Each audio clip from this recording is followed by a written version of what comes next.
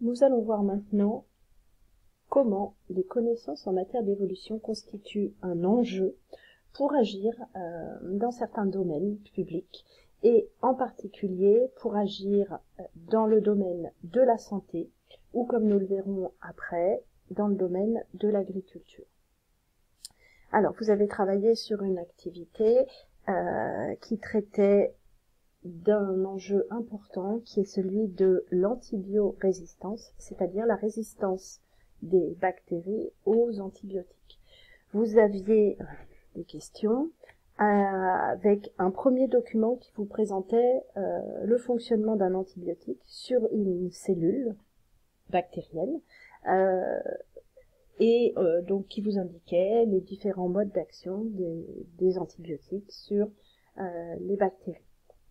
Vous aviez ensuite un graphique qui vous permettait, lui, de répondre à la question posée, indiquer la corrélation observable entre la consommation d'antibiotiques et l'antibiorésistance, puis montrer qu'il peut s'agir d'une relation de causalité.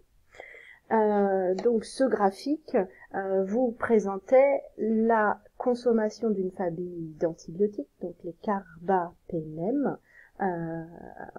ainsi que la résistance d'une bactérie, la bactérie Klebsiella pneumoniae, à ces mêmes antibiotiques. Donc, lorsqu'on étudie le graphique, on s'aperçoit que entre 2000 et 2010 à peu près, ou même on peut aller 2011, la consommation des antibiotiques de type carbapénème a augmenté, et on peut même constater, puisqu'elle était à 10 doses pour 1000 personnes en 2000, et en 2010-2011, on est entre 20 et 22, 20, 22. On peut donc dire que sur 10 ans, la consommation de ces antibiotiques a doublé. Si l'on regarde la résistance au carbapénème, jusqu'en 2010, cette résistance était inconnue. Il n'y avait pas de résistance à l'antibiotique, donc les bactéries étaient toutes tuées par l'antibiotique. Et à partir de 2011, on voit apparaître une résistance. Donc cette résistance est sans doute due à une mutation dans l'ADN de la bactérie, mutation qui a conféré à la bactérie une résistance à l'antibiotique, c'est-à-dire que l'action de l'antibiotique était annulée. La bactérie avait développé, grâce à cette mutation, une parade à l'antibiotique. Et à partir de là, on voit donc la résistance augmenter. Eh bien, il s'agit d'une forme de sélection naturelle, puisque en présence de ces antibiotiques, les bactéries non résistantes meurent, alors que celles qui résistent ne meurent pas. Ce sont donc les seules qui restent et qui vont se multiplier et donc se reproduire, et leur proportion va donc augmenter. Ce qui fait que l'on peut bien dire que la consommation de ces antibiotiques de la famille des carbapénèmes est bien la cause de la résistance bactérienne, puisque ce sont eux qui sélectionnent les bactéries résistantes. Donc on a donc bien, comme la question vous demandait de montrer, une relation de cause à effet. Intéressons-nous maintenant donc à la question 2, indiquer en quoi le développement de stratégies vaccinales peut limiter l'apparition d'antibiorésistance bactérienne.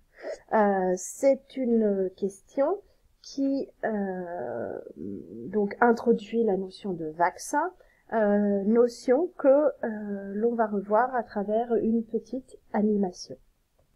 Donc cette petite animation présente le fonctionnement de la vaccination.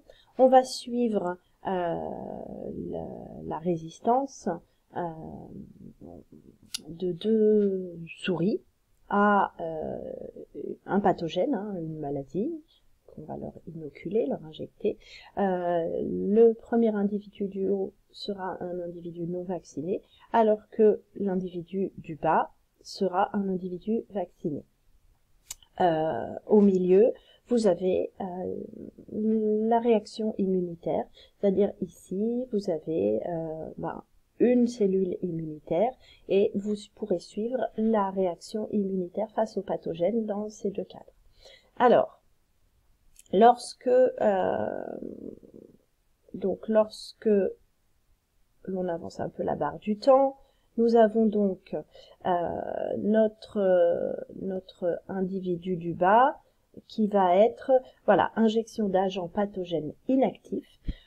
C'est la vaccination, donc on injecte à l'individu du bas le vaccin qui correspond donc à au pathogène de la maladie mais qui a été très atténué ou rendu inactif. Lorsque donc ce pathogène qui est représenté ici en vert parce qu'il est inactivé, donc arrive dans le système immunitaire, il va être reconnu par les cellules immunitaires et il va donc activer la multiplication des cellules immunitaires que sont les lymphocytes. Donc ces lymphocytes vont se multiplier, vont se différencier et vont se mettre à produire des anticorps. Ces anticorps sont des cellules, sont des molécules de type protéines qui vont en fait se coupler avec le pathogène et le détruire. Voilà, hop, destruction. Et nous voyons qu'il reste quelques anticorps en mémoire spécifiques du pathogène, puisque je vous rappelle que la réponse immunitaire avec les anticorps est une réponse spécifique, c'est-à-dire qu'il existe un anticorps pour un type d'antigène. Lors de la deuxième injection du vaccin, donc on réinjecte le pathogène inactif, et on voit que les lymphocytes donc se multiplient tout de suite en quantité plus importante, se différencient. Il y a toujours des anticorps en mémoire et la production d'anticorps va être plus importante que la première fois. Ces anticorps vont eux aussi se lier donc au pathogène et le détruire. Et on constate de nouveau une mise en mémoire d'anticorps et dans l'organisme, une mise en mémoire d'anticorps encore plus nombreux que la première fois. À partir de là, donc on s'est pas trop intéressé à la souris du haut, puisqu'elle n'était pas vaccinée. À partir de là, on va injecter la maladie à ces deux individus. Et on va comparer ce qui se passe. Donc nous injectons la maladie à ces deux individus et nous assistons toujours au même processus, la multiplication des lymphocytes, et on voit tout de suite que l'individu vacciné a ces lymphocytes qui se multiplient beaucoup plus rapidement, de façon plus abondante. Il a déjà des anticorps en mémoire contre le pathogène. La différenciation permet l'obtention de cellules productrices d'anticorps plus nombreuses chez l'individu vacciné. Et donc, vous allez constater, pendant ce temps-là, le pathogène, lui, se développe dans l'organisme, il se multiplie. Et vous allez donc constater que chez l'individu vacciné, on va avoir une sécrétion d'anticorps très abondante, beaucoup plus abondante que chez l'individu non vacciné. Et eh bien, ces anticorps vont pouvoir, chez l'individu vacciné, éliminer le pathogène et être assez nombreux pour éliminer le pathogène, alors que chez l'individu non vacciné, eh bien, les anticorps ne sont pas assez nombreux, il reste des pathogènes et donc l'individu va décéder. Donc voilà le rôle de la vaccination. Par l'injection d'agents pathogènes atténués, on met en mémoire cette rencontre entre le pathogène et les cellules immunitaires, ce qui permet une réponse immunitaire plus rapide et plus nombreuse, donc plus efficace. Alors, si nous revenons à notre question sur le fait que le développement des stratégies vaccinales pourrait limiter l'apparition d'antibiorésistance, il fallait lire le texte de votre document et ensuite étudier le graphique. Eh bien, ce document nous indique tout d'abord que les résistances vaccinales existent, mais sont rares. Ceci est lié à leur différence de mode d'action et d'utilisation. D'une part, donc c'était ciblé dans les documents ici, d'une part, du fait de son mode d'action, une résistance à un vaccin implique davantage de mutations qu'une résistance à un antibiotique. Donc, qui dit davantage de mutations, dit une résistance qui met plus de temps à arriver. Et du fait de son utilisation préventive, les vaccins limitent le développement des virus ou des bactéries, ce qui fait que ça limite l'apparition de mutations. Si on s'intéresse maintenant aux graphiques, sur les graphiques, nous voyons que sur les 12 antibiotiques utilisés, les 12 entraînent des résistances, et des résistances assez rapides, puisque les plus courtes se font en 1 ou 2 ans, et les plus longues se font en moins de 20 ans. Alors que sur les vaccins, ici on a 11 vaccins, seuls 3 ont entraîné des résistances, et au bout de 25 ans à peu près, 60 ans pour le vaccin contre la variole et 80 ans pour le vaccin contre la coqueluche. Donc, on peut bien dire que l'utilisation des vaccins est une alternative à celle des antibiotiques, de façon à limiter l'antibiorésistance. Enfin, vous deviez justifier les stratégies prophylactiques qui permettent justement de limiter le risque d'apparition de souches bactériennes antibiorésistantes.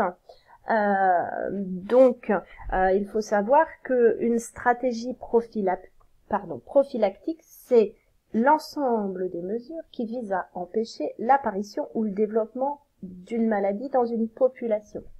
Donc finalement, toute stratégie qui permet d'utiliser de façon raisonnée les antibiotiques ou de limiter leur utilisation non pertinente va limiter ces résistances. Donc vous avez différents exemples ici pour mieux utiliser les antibiotiques. Par exemple, cibler le bon pathogène. Première grande idée, n'utiliser des antibiotiques que contre les bactéries et pas contre les virus, contre lesquels les antibiotiques ne servent à rien. Autre chose aussi, utiliser l'antibiotique le plus efficace pour être sûr de détruire le plus de bactéries rapidement, pour éviter leur multiplication et l'apparition éventuelle d'une mutation. Ne pas éviter par exemple l'utilisation d'antibiotiques à spectre large qui risquent de toucher plusieurs bactéries, mais du coup de rendre plusieurs bactéries résistantes, d'activer la résistance en fait de plusieurs bactéries au lieu de travailler spécifiquement sur une bactérie. Donc toutes ces mesures en fait sont des mesures importantes à respecter puisque l'antibiorésistance est un enjeu extrêmement important en matière de santé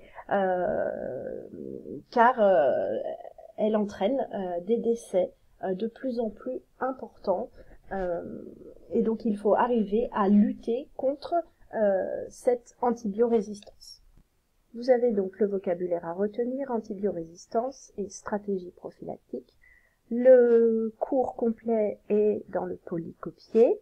Et puis un petit résumé des grandes idées développées là.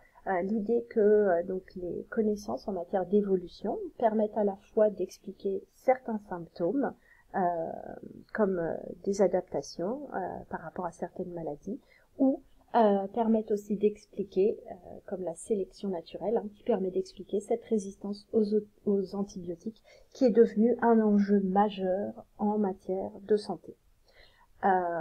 Vous verrez dans la prochaine vidéo que ces connaissances en matière d'évolution servent aussi dans le domaine de l'agriculture.